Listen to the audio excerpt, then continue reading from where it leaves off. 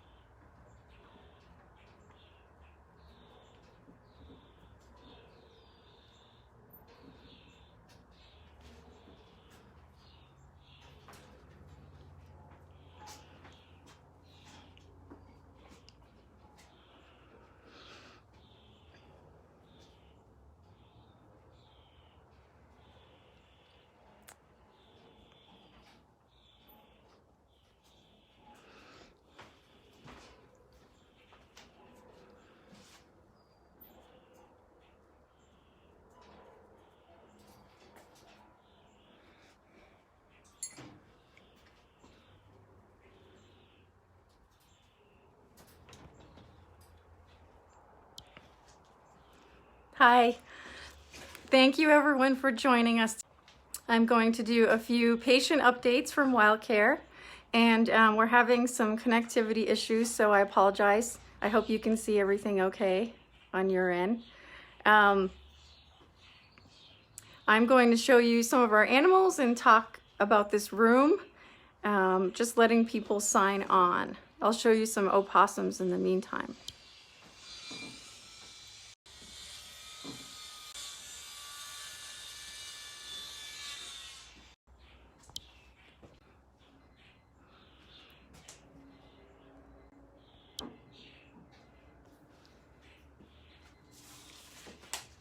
Okay, so this is Stephanie, the Executive Director of Wild Care, and I really wanted to show everyone today this beautiful new room. So this was we called it our old baby bird room. We don't actually have any birds in here right now. We have a full house of baby mammals. And this room, we're really excited. It's a very important room for us. And we recently had someone make a very generous donation, which allowed us to renovate this room so that we can get better year-round use out of it. And the room, we call it Jackie's room because a young woman named Jackie Nenner, who was a veterinarian, passed away in 2018. And she loved all animals, great and small, and dedicated her life to them. And her mother, Ricky Nenner, gave us a generous donation to renovate this room so that we can use it more efficiently year-round. And so we're dedicating this room to Jackie Nenner.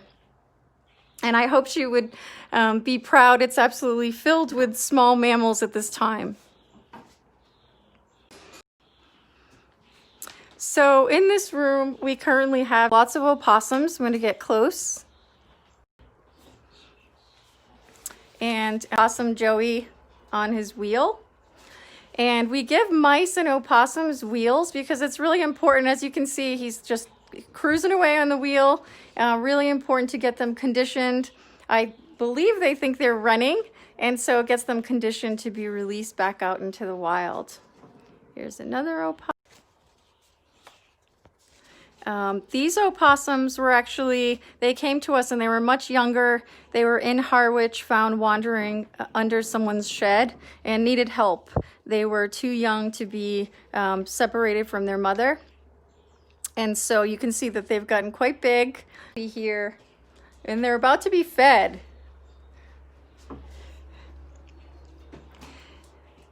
So this is Leanna Montgomery. Hi. And Leanna is actually staff rehab assistant. Leanna's done a lot of work with animals. Aside from, she used to be a volunteer here, now she's a seasonal rehab assistant, but she also is an intern with IFAW, and she does volunteer work and has interned at the National Marine Life Center. And so we absolutely love her. Super dedicated, animals have been her life, and she is feeding the opossums.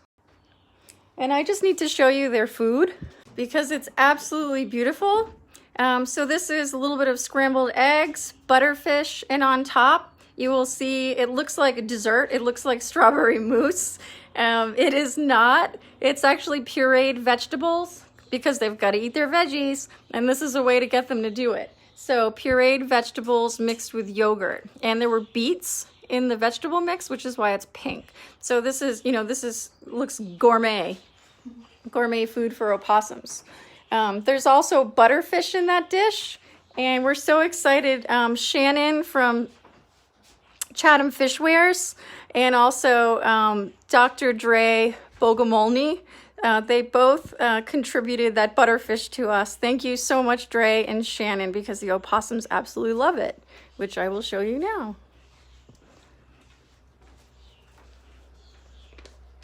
I hope you all can see well because it keeps telling me that I'm cutting out. If I'm repeating myself, it's because it's telling me that I'm being cut off. So here, not sure. They absolutely love scrambled eggs and fish, and they eat so well while they're here. And so Virginia opossums, for those of you who may not be familiar with them, they are the only marsupial in North America. And I think that's something we should be really proud of. So they're a pouched mammal. And opossums actually have the shortest gestation period of any North American mammal. It's actually only a 12 and a half to 13 day gestation period. And that's because these young animals then do all of their development outside of the womb and in the pouch. So it's funny because when you think about it, you often think that a small mammal would have a short gestation period. But a mouse, for example, like a white-footed mouse, their gestation is 22 days. And opossums are 12 and a half days. These guys also, our claim to fame is that they have 50 razor-sharp teeth, which is more than any land mammal. And opossums, when you think of them, you know that they can play dead, which is a response to stress. Research has actually found that when they're playing dead, they're not truly playing dead. Their brain activity shows that they're actually wide awake and possibly comprehending everything that's actually happening. But it's a response that allows them to often evade predators because most creatures that would prey on them are interested in killing live prey and wouldn't necessarily take a deceased animal. So this really benefits them, except if they play dead crossing the road, of course. I love that they're eating all this. Love the butterfish and the eggs. There's one in the corner eating butterfish.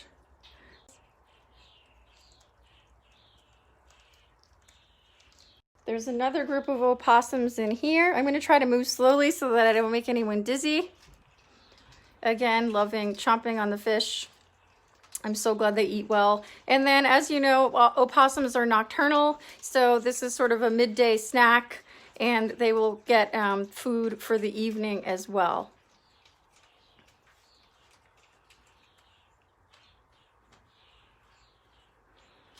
I don't know if you guys can hear them crunching.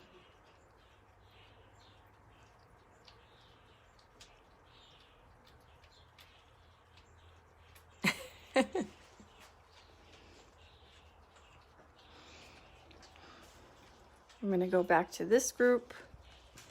There we go. So opossums, it's fascinating. So they are in the pouch for usually 2 months or a period of around 60 days. And they're not weaned from their mother for until about 3.5 months. So they're with the mom in her pouch and then on her back for over 100 days. And so a common reason that we receive opossums, as you can imagine, is if the mother's been hit by a car and has babies in her pouch. Kind-hearted people stop when they see opossums on the side of the road when it's safe, and if they find babies in the pouch, they'll often bring us the adult possum with the babies. Wow, that's a big piece of egg, buddy.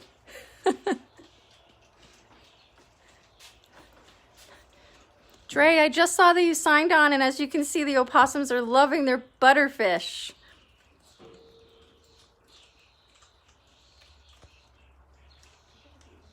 Oh yeah, oops. I forgot about an opossum down here. The stance that this opossum is giving right now is of fear. I don't want to stress him, but this is good. You know, we don't want animals to be friendly. And he's basically telling me, back off my food, back off my butterfish. I just love that plate of food. The animal, better than most people. So let me see who else is out and available.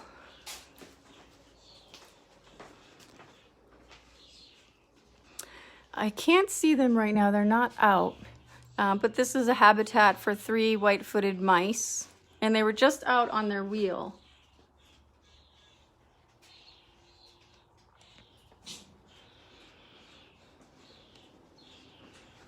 I don't want to disturb them, but we often get mice when people are moving furniture or boxes and have misplaced a nest, and then the mother is gone. Or also nests in lawnmowers and grills and equipment or dormant vehicles. And it's interesting, but mice and squirrels, they're actually really good parents. And so if you find squirrels or mice nesting in locations in your home or your car, and you don't necessarily want them there, you can give us a call, because we can often help you to discourage them and move the babies. You don't want to have adults leave and leave babies behind. And squirrels and mice are really good moms. They will come back for their babies in many cases. So it's really helpful to do that. I'm gonna stick with opossums until we have some more activity here. We also have eastern gray squirrels in this room, and we have the baby mice, but everyone is asleep right now. Wayne Davis, some potato chips with the food, yes. I can hear them crunching from here, but I don't know if you guys can. I see a squirrel, so let's move to a squirrel.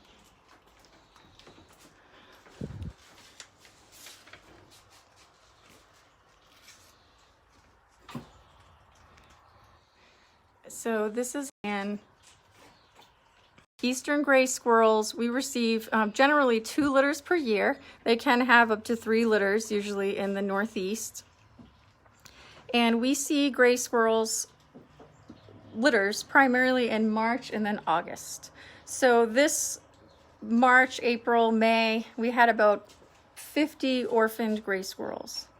And the reason we receive orphans is usually because someone has cut down a tree and did not know that there was a nest of squirrels in it.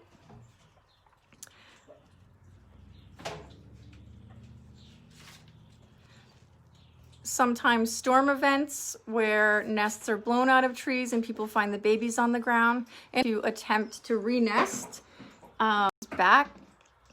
But in some cases, because it's worth the effort.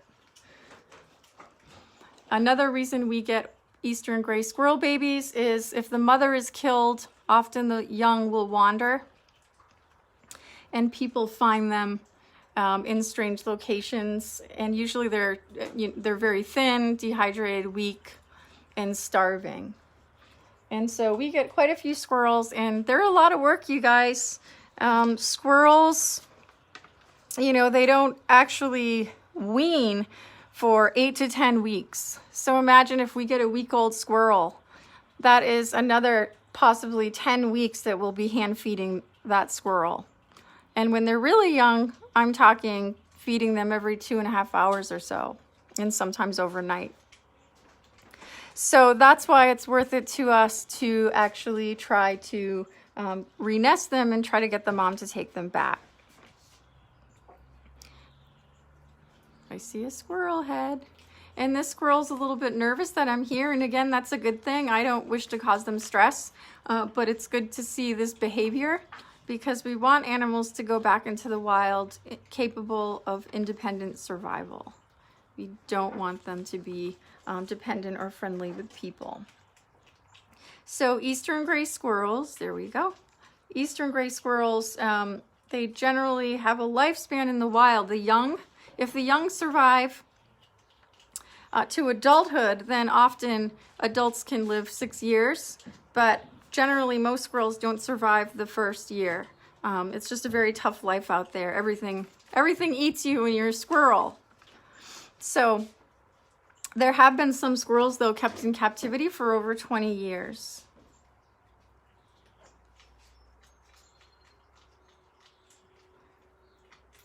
All right, the squirrel's in the box. Let's see who else is out. Opossum's still crunching. They're really cleaning that plate. Good job, you guys. Leanna, are there any mice that are awake? They're not. They're in their little hat. So they're awake and if you kind of open their hat, but they're not out. Okay. They're not out wandering. So I just had to check on them and make sure they were all there.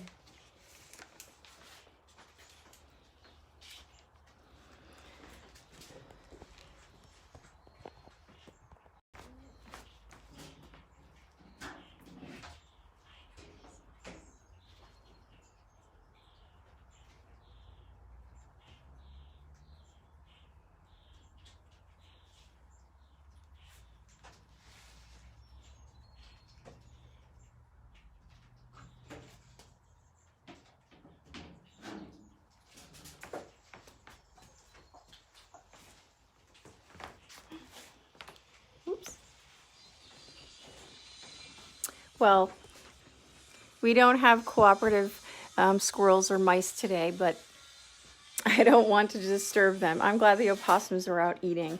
But this is what a Whitefoot at Wild Care. You can see we give them a wheel, nesting material, enrichment, stuff to climb on. Oh, here's a mouse, you guys.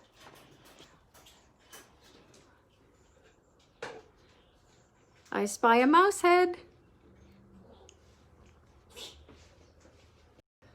And so white-footed mice, we do hand-raise white-footed mice. And the group of mice that are in here, it's an interesting mix. If you follow our Facebook page, I often post before and after stories about the animals. And there's three different mice in here, and they were all from different locations. One from Onset, one from Mattapoisett, all in really bad shape. And mice, thank goodness, when they're young, you can often house them together even if they're not exactly the same age. And so I'm not sure, I think this was the mouse we received who had nerve damage to the front right paw. Came in as a baby, needed to be nursed. It's really amazing to see their resilience. Mice truly are resilient little creatures. So this is what a mouse habitat looks like. Nest. We certainly don't let them breed. They get released when they're around 12 grams or more. We don't need them to breed here. So here's Mouse House, Little Pete's coffee box, and these are their numbers. So you can see these numbers indicate which animal they were. So the 349th animal of the year, 337th, and 430th. So these are all from different families. Is this squirrel food? Yes. And Leanna is making squirrel food. So veggies, woodpecker mix, which is a squirrel bonanza, squirrel favorite. Yay, thanks Leanna. I'm so glad we have you. Okay, so I've showed you a little bit of everyone, and if you tune in next Friday at 1, I think I'll be showing you baby birds. You can go ahead if you'd like. And I just want to say thank you again to Ricky Nenner for her donation for us to renovate this beautiful room. Thank you to her family, her daughter Lisa, Colby. This room is in memory of Jackie Nenner, who was a veterinarian who passed away in 2018. And her mom made a donation so we could renovate this room to care for creatures great and small. And I also need to thank Mark Finocchio and his son Max, because they renovated this room. We have a gorgeous floor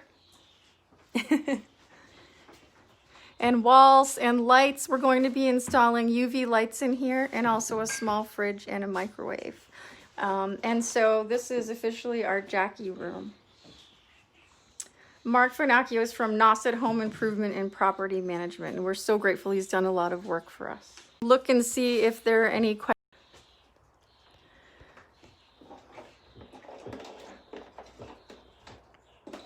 Thank you all for your support.